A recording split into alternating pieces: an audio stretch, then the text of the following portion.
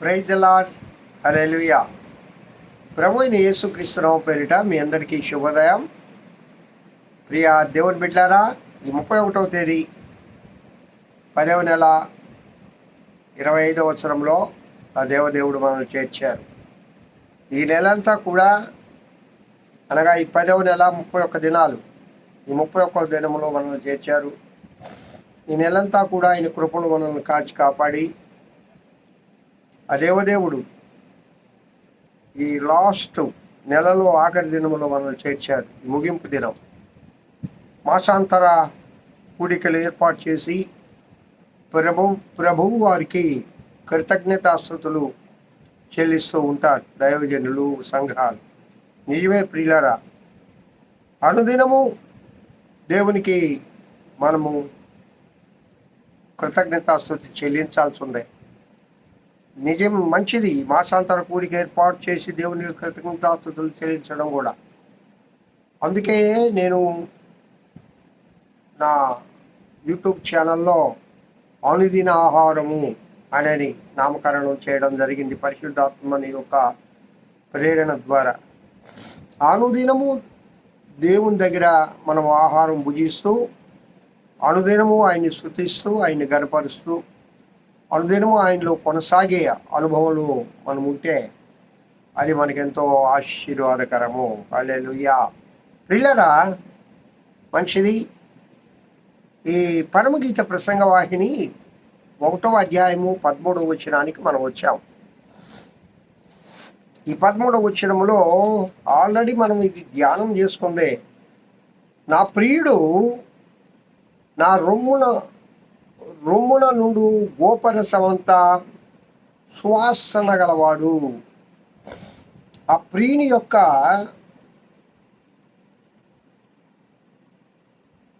ఆ గుణగణాలను గురించి ప్రియురాలు ఇక్కడ చెబుతోంది. గోపరసము, ఈ గోపరసము గురించి మనం ఆల్రెడీ ధ్యానం చేసుకున్నాం. పరిమళ తైలపు సువాసన వ్యాపించను. ఈ పరిమళ ద్రవ్యములు ఇవి. ఈ గోపరసము, బోళము, సుగంధము, ఇవన్నీ కూడా పరిమళ ద్రవ్యాలు. ఈ పరిమళ ద్రవ్యము సువాసన వెదజల్లుతుంది. చూడండి, సంకీర్తన 45:8లో ఆల్రెడీ నేను ఈ వచనాన్ని మీకు చూపించాను అనుకుంటాను. అయినా కూడా మరలా ఒకసారి ఊరక మనం చదువుకున్నాం ప్రియులరా. 45 సంకీర్తన 45:8.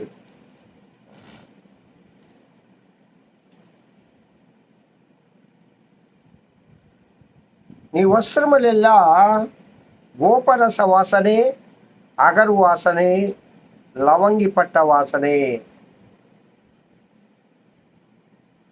ఆయన వస్త్రములెల్లా గోపరస వాసనే, అగరు వాసనే, లవంగి పట్ట వాసనే. ఈ గోపరసము అనేది ఇది ఒక చెట్టు ప్రియులారా. ఈ వృక్షములో నుంచి ఈ యొక్క సుగంధ పరిమళ తైలాన్ని తయారు చేస్తారు. అలాగే అగరు చెట్టు, యెహోవా నాటిన అగరు చెట్టు అనేది మనం చెప్పుకున్నాం. ఈ అగరు చెట్టు కూడా, అలాగే లవంగి పట్ట, ఇది కూడా ఒక చెట్టు యొక్క పట్ట, బెరడు. కావున ఈ లోకంలో దేవుడు పరిమళ సువాసన ఇవ్వడానికి కొన్ని చెట్లను ఆయన సృష్టించాడు. ఆయన ఆజ్ఞీయగా అవి కలిగాయి.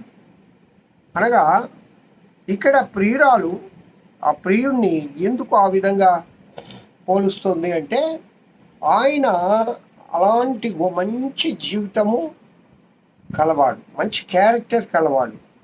పరిమళ సువాసన, గోపరసం అంత పరిమళ సువాసన అంటే, ఆ గోపరసము ఇంకా దాని గురించి నేర్చుకోవాలంటే పరమగీతములు 4:14 కూడా ఈ యొక్క పరిమళ ద్రవ్యాల గురించి చెప్పబడింది. ఒకసారి చూద్దామా? 4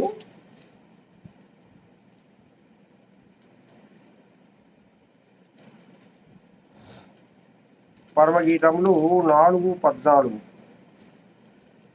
జటామాంసియు కుంకుమయు నిమ్మగడ్డియు లవంగి పట్టయు వివిధమైన పరిమళ తైల వృక్షములు గోపరసమును అగరు వృక్షములు నానావిధ శ్రేష్ఠ పరిమళ ద్రవ్యములు.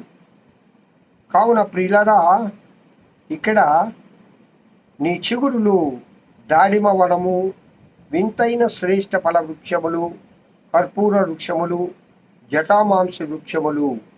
ఇక్కడ నా సహోదరి ప్రాణేశ్వరి అని ఆ సహోదరి గురించి, ప్రాణేశ్వరి గురించి ఇక్కడ చెప్తాడు.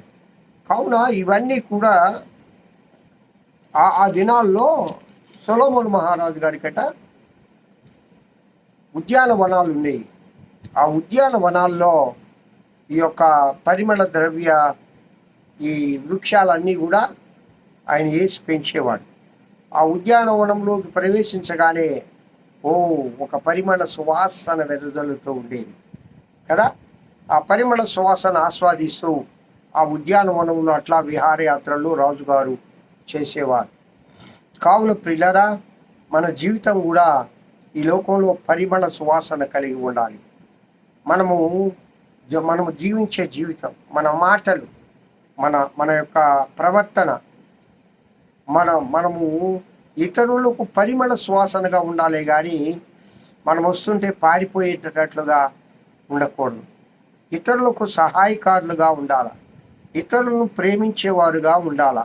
యేసుక్రీస్తు ప్రభువు కూడా తను జీవించిన ఆ 33.5 సంవత్సరము ఆ తండ్రి చిత్తాన్ని నెరవేరుస్తూ ఆయన అనేక మందికి పరిమళ సువాసనగా ఉన్నాడు.